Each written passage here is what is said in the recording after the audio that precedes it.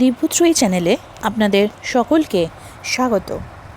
পরম পুরুষ শ্রী শ্রী রামকৃষ্ণ থেকে পাঠ, আজ পর্ব 34। ওম স্থাপকায় চ ধর্মস্য সর্বধর্মস্বরূপিণে অবতার বরিষ্ঠায় রামকৃষ্ণায় তে নমঃ। ও মামি, ও কি হচ্ছে? সারদা হকচকিয়ে উঠল, সঙ্গে সঙ্গে লক্ষ্মীও। বর্ণপরিচয় পড়ছিল দুজনে। পিছন থেকে হুমকে উঠল হৃদয়, বই পড়া হচ্ছে। সারদার হাত থেকে কেড়ে নিল বই, বললে, মেয়ে ছেলের লেখাপড়া শিখতে নেই, শেষে কি নাটক নভেল পড়বে? লক্ষ্মীর বইও কাটতে গেল, পারলে না। ঝিয়ারি মানুষ, তার সঙ্গে আঁটবে কে? শটান গেল সে পাঠশালায় পড়ে আসতে। লুকিয়ে সারদাও আরেকখানা বই কিনে আনলো বর্ণপরিচয়। লক্ষ্মী শিখে এসে পড়াতে লাগলো সারদাকে। কি হবে লিখে পড়ে? পাঁজিতে লিখেছে বিষারা জল, কিন্তু পাঁজি টিপলে এক ফোঁটাও পড়ে না। এক ফোঁটাই পড়, তাও না। পড়ার চেয়ে শোনা ভালো, শোনার চেয়ে দেখা ভালো। গুরুমুখে বা সাধুমুখে শুনলে ধারণা বেশি হয়, আর শাস্ত্রের অসার ভাগ চিন্তা করতে হয় না। শোনার চেয়ে দেখা আরও ভালো, দেখলে আর সন্দেহ থাকে না। শাস্ত্রে অনেক কথাই তো আছে, কিন্তু ঈশ্বর দর্শন না হলে, তার পাদপদ্মে ভক্তি না হলে, চিত্তশুদ্ধি না হলে সবই বৃথা।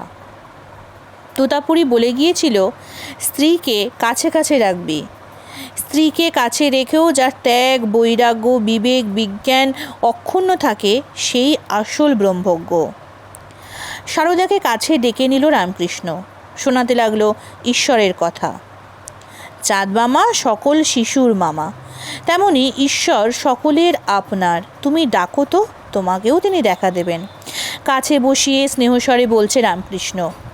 বই শাস্ত্র ঈশ্বরের কাছে পৌঁছবার পথ বলে দেয়। পথ জানা হয়ে গেলে আর বই শাস্ত্রের দরকার কি? তখন নিজে কাজ করতে হয়। কুটুম্ব বাড়ি তত্ত্ব করতে হবে। কি কি জিনিস কিনবে তারই ফর্দ সমেত চিঠি এসেছে, কিন্তু চিঠি খুঁজে পাওয়া যাচ্ছে না। অনেক পরে পাওয়া গেল চিঠি, তখন আনন্দ আর ধরে না।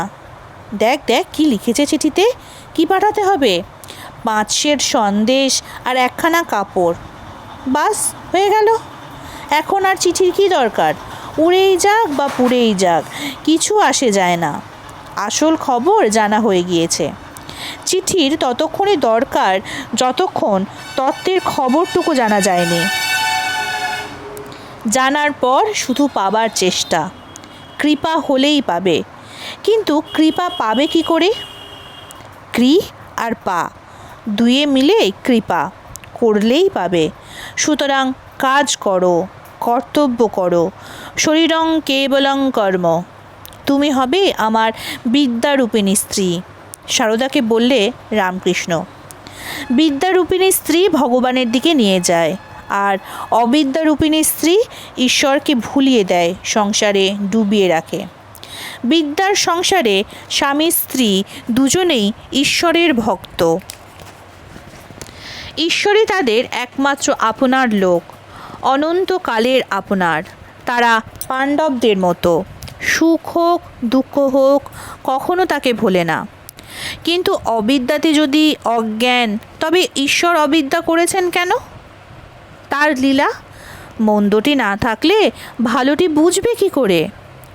আবার খোসাটি আছে বলেই আম বাড়ে আর পাকে। আমটি তৈরি হলেই তবে খোসা ফেলে দিতে হয়। মায়ারূপ ছালটা আছে বলেই ক্রমে ক্রমে ব্রহ্মস্বাদ। কিন্তু বামনির মোটেই ইচ্ছা নয় সারদার সঙ্গে রামকৃষ্ণের ঘনিষ্ঠতা ঘটে। সে বলে এতে ব্রহ্মচর্যের হানি হয়। সরলা সারদা ভয় পায়, ঠাকুর রামকৃষ্ণ হাসে। একদিন রামকৃষ্ণকে গৌরাঙ্গ সাজালো বামনি। সাজাতেই ভাব হয়ে গেল রামকৃষ্ণের। বামনি সারদাকে ডেকে আনলো, বললে, কেমন হয়েছে? ভাবা বেশ দেখে ভয় পেল সারদা। কোনো রকমে একটা প্রণাম সেরে ছুটে পালালো। বামনির এমন একটা ভাব, রামকৃষ্ণের যা কিছু দিব্য চেতনা সমস্ত তার জন্যে। অন্ধজনকে সেই যেন দৃষ্টি দান করেছে। মহামায়ার কি লীলা! বামনির মধ্যে অহংকার ঢুকে গেল। কি থেকে কি যে হয়ে গেল কেউ কিছু বুঝতে পারল না। চিনু শাঁখারি তখনও বেঁচে আছে। বুড়ো অথর্ব রামকৃষ্ণের কাছে এসেছে প্রসাদ নিতে। তার ভক্তি দেখে বামনি বেজায় খুশি। প্রসাদ পাবার পর এঁটো পরিষ্কার করতে যাচ্ছে চিনু। বামনি বললে, থাক, এঁটো আমি তুলব। চিনু তো মানতে রাজি নয়, কিন্তু বামনির রূঢ় নিষেধের কাছে তার আর হাত উঠল না। কিন্তু হৃদয় হলো চোটপাট করে, এ কি অনাচার! গাঁয়ের বামুনের মেয়ে যারা সেখানে ছিল তারাও বামনির বিরুদ্ধে, এখানে চলবে না এসব অনাসৃষ্টি। চিনু ভক্ত লোক, তাঁর এঁটো নেব, তাতে ক্ষতি কি? বামনিও ফনা বিস্তার করলে, শাঁখারির এঁটো নেবে? থাকবে কোথা? হৃদয় এলো মুখ খিচিয়ে, বলি, কে তোমাকে জায়গা দেবে? শোবে কোথা? বামনি গর্জন করে উঠল, শীতলার ঘরে মনসা শোবে। এই থেকে লেগে গেল বিষম ঝগড়া। যেখানে যেমন সেখানে তেমন, এই নীতিবাক্যের ভুল হয়ে গেল বামনির। আর হৃদয়ও কাঠ গোয়ার দিশপাশের জ্ঞান নেই, মুখের ঝগড়া না মারামারিতে এসে পৌঁছায়। বামনি বুঝি আসে এই ত্রিশূল উঁচিয়ে। কোথা থেকে কি হয়ে গেল, হৃদয় কি একটা ছুঁড়ে মারলে বামনিকে।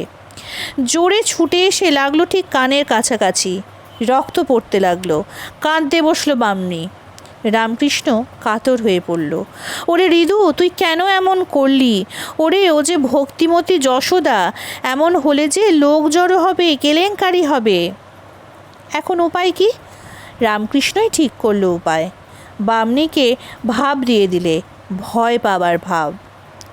থেকে থেকে উপরের দিকে তাকায় আর ভয় পায়। লাহাদের প্রসন্নময়ীকে সম্বোধন করে বলে, ওরে প্রসন্ন, আমার এ কী হলো? আমি এখন কি করি? কোথা যাই? জগন্নাথ যাই না বৃন্দাবন যাই? একদিন সত্যি সত্যি কোথায় চলে গেল বামনি কেউ টের পেল না। 6 বৎসরের নিরন্তন বাসের মায়া কেটে গেল এক মুহূর্তে। চতুর্মাসের সময় প্রায়ই এখন কামারপুকুরে আসে রামকৃষ্ণ। সেবার এসে অসুখে পড়েছে, পেটের অসুখ, পথ্যি, সাবু, বার্লি। রাতের খাওয়া দাওয়া সেরে পাট চুকিয়ে শুতে গেছে মেয়েরা। ভাবে টলমল করতে করতে দরজা খুলে বাইরে হঠাৎ বেরিয়ে এলো রামকৃষ্ণ। লক্ষ্মীর মাকে উদ্দেশ্য করে বললে, সে কি গো, তোমরা যেসব শুতে গেলে আমাকে খেতে দেবে না? সকলে তো হতবুদ্ধি। লক্ষ্মীর মা বললে, সে কি কথা, এই যে তুমি খেলে দুধ বার্লি? কই খেলুম, আমি তো এই দক্ষিণেশ্বর থেকে আসছি, কই খাওয়ালে? বুঝতে কারো বাকি রইল না।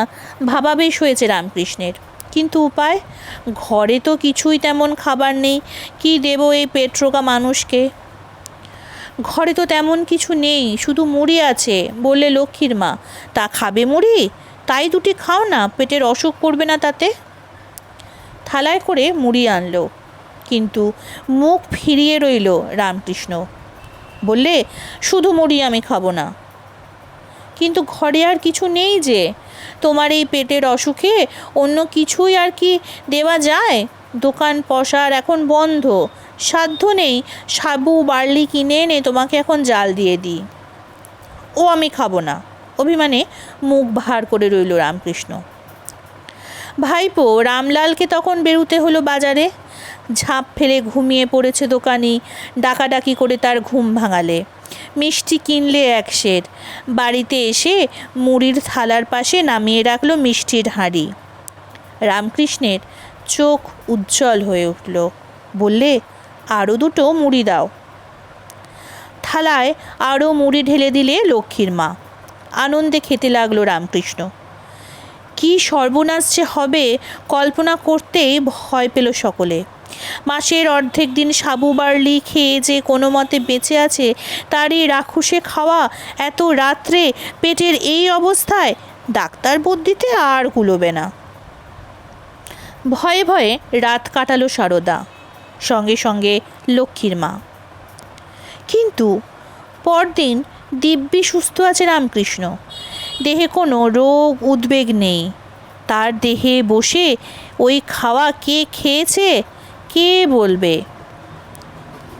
সেবারে এসে শ্বশুর বাড়ি গেছে। কি একটা ক্রিয়াকর্ম ছিল সেদিন। অনেক লোক খাওয়ানো হয়েছে। রাতের খাওয়া চুকে গিয়েছে অনেকক্ষণ। শুতে গিয়েছে সবাই। হঠাৎ রামকৃষ্ণ বিছানা থেকে উঠে পড়ল। বললে, আমি খাইনি নাকি? ভীষণ খিদে পেয়েছে যে, কিছু খেতে দাও। কি হবে, ঘরে যে এখন কিছুই নেই। মেয়েরা মাথায় হাত দিয়ে বসল। খুঁজে পেতে দেখা গেল হাঁড়িতে কতগুলো পান্তা ভাত শুধু পড়ে আছে। ওমা, তাও কি দেওয়া যায় জামাইকে? তবু ভয়ে ভয়ে তাই বলতে গেল সারদা।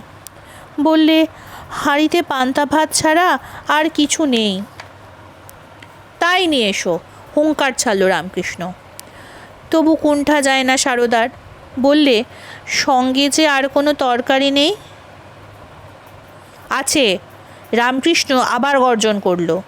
মাছ চাটুই যে করেছিলে, দেখো এক আধটু পড়ে আছে কিনা। সারদা ছুটে গেল রান্না করে। দেখল বাটির এক কোণে ছোট্ট একটা মোড়লা মাছ পড়ে আছে, আর তার আশেপাশে একটুখানি কাই। তাই রাখলে ভাতের পাশে। উল্লাস আর ধরে না রামকৃষ্ণের। ছোট্ট একটি মাছের সহযোগে এক রেখ চালের ভাত খেয়ে ফেলল। দাঁড়িয়ে দাঁড়িয়ে দেখতে লাগলো সারদা। এ কি আহার না আহুতি? এ নিছক পাগলামি। মনে মনে আফসোস করতে লাগলো সারদার মা। শুধু মনে মনেই বা কেন, স্পষ্টাস্পষ্টি দুঃখ করলে একদিন। বললে, কি পাগল জামাইয়ের সঙ্গে আমার সারদার বিয়ে দিলুম। আহা, ঘর সংসারও করলে না, ছেলে পিলেও হলো না, মা বলাও শুনলে না। শুনতে পেল রামকৃষ্ণ। বললে, শাশুড়ি ঠাকুরন, সেজন্য দুঃখ করবেন না। আপনার মেয়ের এত ছেলে মেয়ে হবে যে শেষে দেখবেন মা ডাকের জ্বালায় অস্থির হয়ে উঠেছে। তা যা বলে গেছেন তাই ঠিক হয়েছে মা। শ্রীমা একদিন তাই বললেন স্ত্রী ভক্তদের। আমার নরেন, বাবুরাম, রাখাল, শরৎ, আমার দুর্গাচরণ নাগ ভক্তমেয়েরা ঘিরে বসল শ্রীমাকে। মঠে যেবার প্রথম দুর্গাপুজো করালে নরেন, আমাকে নিয়ে গেল। আমার হাত দিয়ে 25 টাকা দক্ষিণা দেওয়ালে মোট 1400 টাকা খরচ করেছিল নরেন। চারদিকে লোকারণ্য, ছেলেদের খাটাখাটনির অন্ত নেই। হঠাৎ নরেন এসে আমাকে বললে, মা, আমার জ্বর করে দাও। ও মা, খানিক বাদে সত্যি সত্যি তার হাড় কাঁপিয়ে জ্বর এসে গেল। সে কি কথা, এখন কি হবে?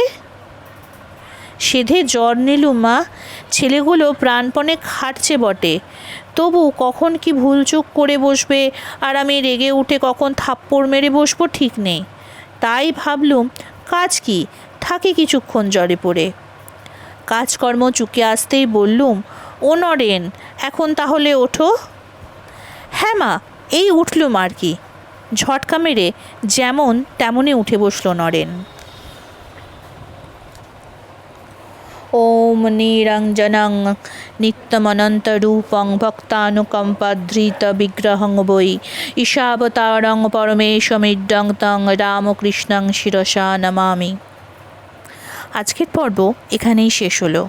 পরের পর্ব আসবে আগামীকাল। সঙ্গে থাকুন, পাশে থাকুন, সকলে সুস্থ থাকুন। নমস্কার।